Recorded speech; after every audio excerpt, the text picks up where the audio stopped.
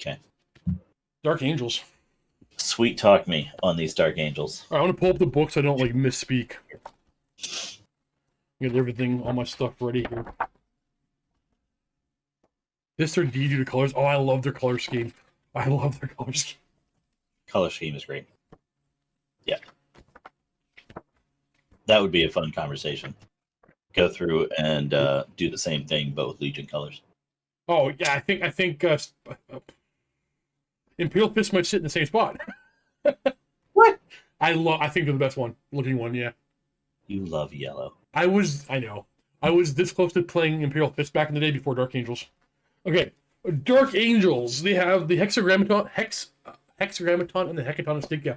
So basically, instead of one Legion rule, you get 6. And you pick a Legion rule for your units. So if you are Storm Wing, you have +1 hit when you have bolt weapons. If you're Death Wing, +1 to hit in melee with sword weapons. Dread Wing, you reduce the strength of Phosphex, Plasma, and Flame Volkite weapons by 1. Yeah, Iron Wing, you reroll 1s, I think? Yeah, reroll hit rolls of 1 when targeting a vehicle, and then all vehicles with it will snap fire on this skill 2 instead of 1. Fire Wing gives +1 to wound any unit with a character in it. And Raven Wing is extra movement and reroll Shrouded. The fact that these are all good Legion, like any one of these is a better Legion rule than say like World Leaders, but the fact that you can pick them per squad, like you can have a whole roster and like I want my Tacticals to be Iron Wing, I want my Bikes to be Raven Wing, I want my Terminators and my tanks to be Dread Wing, but I want my Sword Terminators to be Death Wing. I think this is the most powerful Legion set of rules in the game. You're talking just Legion of Astartes. Just Legion of Astartes, yeah. So, little bit of a jab at my beloved Legion, but I think a chat will agree. What are the chances of, when you pick these abilities, what are the chances of you blowing up your own head? Oh, no, 0. Oh, okay. Then I think these are great. Yeah. Yeah. Stupid. We'll get to the 1,000 Suns. Yeah. Okay, so we have fantastic Legion rules. Okay, for Rights of War, they got the worst one in the game. Okay. I legitimately can't even tell you off the top of my head what it does. That's how useless it is. I think it's when I get charged, I can do a thing where I can make myself fearless for the turn. But I have to do a leadership test, and I fail the leadership test. I'm not fearless. I get stubborn instead. Are you talking about the reaction? Yeah, their advanced reaction. Yeah. You said Right of Wars. Okay. Sorry, my bad. Oh, the Rights of War are they're actually all good. But yes, very lackluster. So you gain Fearless and Fear 2. But anything that you're gonna care about getting Fearless or Fear 2 in particular against, like they're not gonna charge you. Yeah. Or like, they already have it. This is okay, a Dreadnought came and charged me and I need to hold this objective because it's turn 5.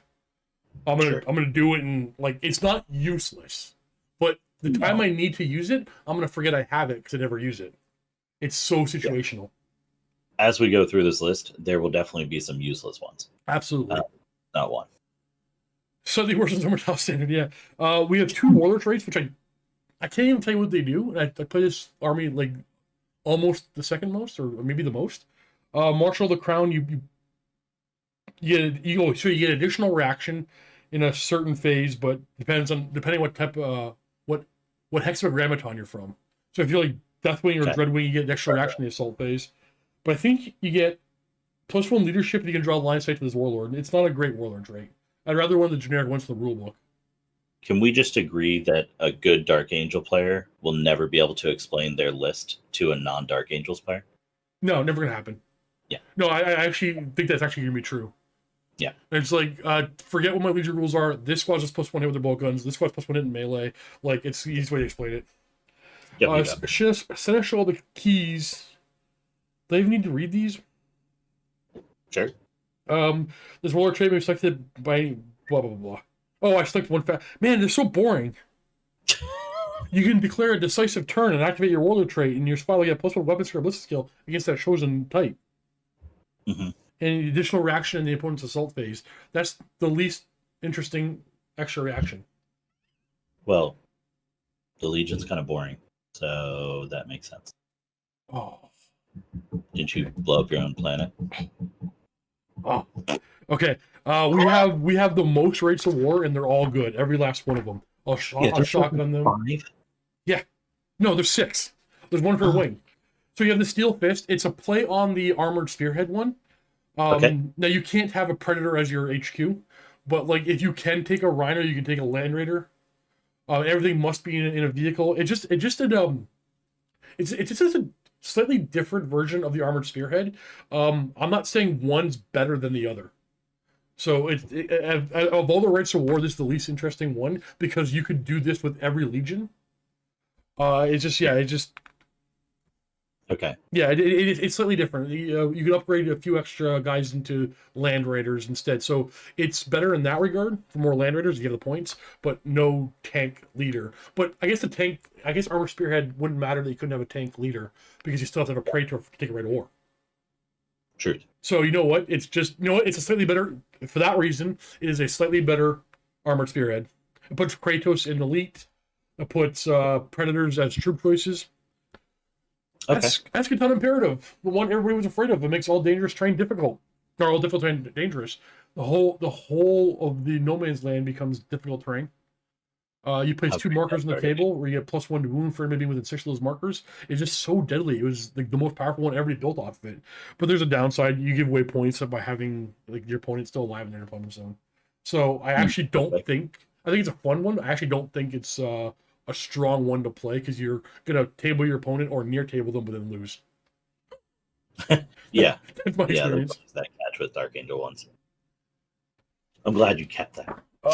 Should I go overall? I'm not gonna go over the rights of war, I guess. Either way, there's 4 more rights of war, and they're all actually very playable, and they can make very different lists. I think if you want to have a 20,000 point collection, Iron Warriors do it best because Dark Angels do it best because you're gonna get like several distinctly different armies. I think it's a huge advantage.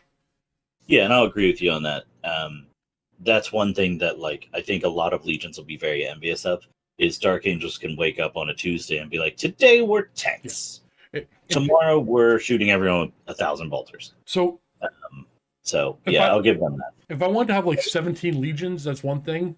But like I'm not going to have 20,000 points of any other one legion other than Dark Angels because they're the ones who can actually play whichever type of legion you want. You want to play like White Scars, they can do it maybe even better. You want to play like Imperial Fist, they can do it almost as good. You want to play like whoever, they can do it. For equipment, they have a power sword, a Calamite Warblade that's +1 strength. Some extra plasma weapons that are like meh. They have a special console which is just basically not as good chaplain. So their console nobody cares about. The chaplain's is better every time. I mean, it's cool that it's a paladin. Yeah, it's totally narratively it's pretty cool, but yeah, to the best of my knowledge, it doesn't do much. Primarch, probably one of the best in the game. Top 3 Primarchs, I think. Top 3 on might the table. be on the table. Maybe like not top 3. Top 5. Top 5. Top 5. A very good Primarch. Yeah. I mean, his auto 8-inch charge, like, is so good. So here's the real question: is Lionel as good if you take his sword away? Yeah, he can play with the Wolf Blade. I wouldn't want to. Okay. I'm just saying, is it the sword doing the work, or is it the man? Well, okay, so his stats are decent, but I mean, he's the point of the Blade Special rule, which means instead of rolling a charge, you can just ignore terrain and just move 8 inches. That is so clutch on its own. Sure. He has a blinding Assault 2 weapon, really good. He rerolls 1 failed save phase or turn, doesn't really matter. He has more attacks as he gets wounded. He's a really good sword. Really good sword. Yeah. He can't fight Mortarion. What's his invul? His invul's 4 up. Okay. But Mortarion, because his sword has Fleshbane, and Mortarion basically ignores it. Yeah. So he's not wounding him well. But like a solid Primarch. Like you if you have Johnson as your Primarch, you got no reason to complain. He can't have everything. If he had Brutal, he'd be broke. Absolutely. Their special Inner Circle Knight Cenobium. They are weapon skill 5, weapon skill 6 on the Sergeant Terminators that are, I think, the best fighters in the game. They're all characters. They all have a little mini plasma flamer in their hand, and they have Tyrannic Warblades. I tried to talk about those earlier. They're just +2 strength, breaching 5 up, killing blow 5, or murder strike 5 up. Yeah, that's silly. I think they are. I think in a comment in chat, anybody, is there a more powerful melee unit in the game? Is that not the best one? Are they still unwieldy? No, they're at initiative. And then on top of that, their plasma flamer in their hand is strength 4, AP 4, but breaching 6+. So on Overwatch, they can do some serious work. But on top of the Hecatonistica, no, sorry, on top of the Hexagrammaton, you also have the Hecatonistica. I'm not pronouncing any of these things right. They get to pick another special rule according to what, like, like you have. The one I like is they get Also, hit with a sword. No, well, they're gonna take that by being Deathwing, and then they choose an order. And the order I like is Hunter of Beasts. You reroll when you're engaging combat with something of toughness 5 or higher. You reroll wound rolls of 1. But if there's toughness 6 or higher, you reroll wound rolls. So against Dreadnoughts and Primarchs, or Primarch in the list, or sorry, in the fight you're fighting, your strength 6, reroll into wound with breaching 5 up, murder strike 5 up. And they're like, that's like there might be arguments for other ones being better. Like, they're just very customizable. So good. Yeah, I mean, they're definitely super versatile, which is great. Which I think is why they're so good. I don't want to say that they're one of the best units. I would say they're like top 5. Okay. But right now, I'm having a hard time thinking of someone that is as versatile and deadly. But I'm sure we'll figure that out as we get. That just gives us a reason to next time we get together and rank the best units in the game. Ah, yes. Dreadwing Interrupters. They are just a plasma flamer squad, but they're breaching 4 up, like true plasma flamers. Terrifyingly good. A fantastic unit. It's so many shots. Yeah, template weapons, right? And then you get like a torrent on one of them. They have the Deathwing Companions. They are special, like command squad type thing, where they're 2 up armor, weapon skill 5. They all have Trenic Great Blades. And you can never, they're not characters, but you can never, like, they have like a bodyguard rule that they will always pick who takes the wound. You know, with a sniper, you're trying to kill this model? No, this guy's gonna take the hit. Like, yeah. They ignore, yeah. Another one of, I would put in the contention or contender of best fighters in the game. So real quick, going back to the Cenobium, do you think they were supposed to all be characters, or do you think that's a misprint? I thought it was a misprint until the first FAQ came out and they didn't change it. I'm like, okay, it's clearly intended. Well, I don't know about all that. Because I think there's a lot that the first FAQ missed.